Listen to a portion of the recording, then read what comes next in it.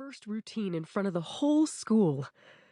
Christy's breath caught as she pictured the packed bleachers, heard the roar, the stomping of feet, the whistles. She saw herself yelling to the crowd, taking her first run for her handspring round-off combination, and her final move, a climb to the top of the pyramid, then a somersault through the air into the basketed hands of the bigger bass girls.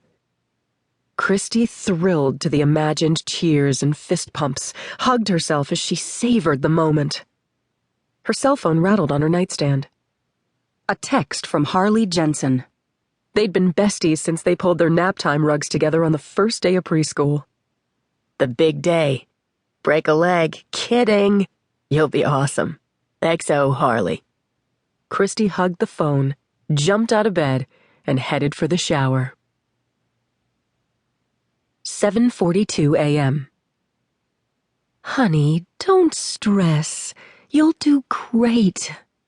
Harley Jensen looked up, forced a smile, and sprinkled more brown sugar on his oatmeal, then dropped back into his world history notes.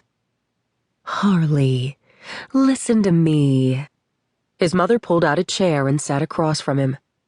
I don't want you to pressure yourself. If you don't get the scholarship, we'll find a way to make it happen, I promise. She squeezed his arm. Okay? Harley covered his mother's hand with his own. Sure, Mom. He tried to give her a genuine smile.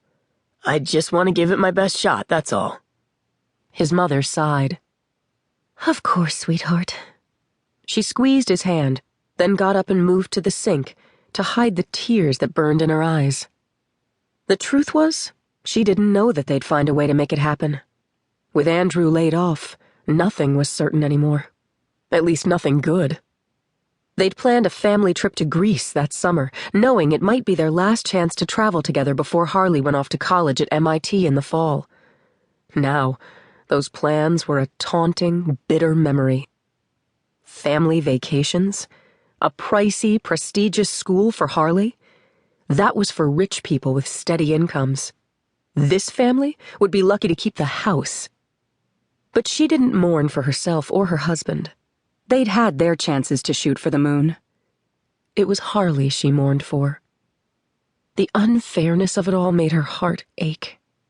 He'd done everything right, made the grades, done the extracurricular resume builders, and he'd been duly rewarded with early admission to MIT.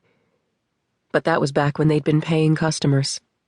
Now the only way he'd get in was on a scholarship. And the competition for the few slots that afforded a full ride was breathtaking. Harley never complained, but she knew he was working night and day, 7 days a week to make it happen.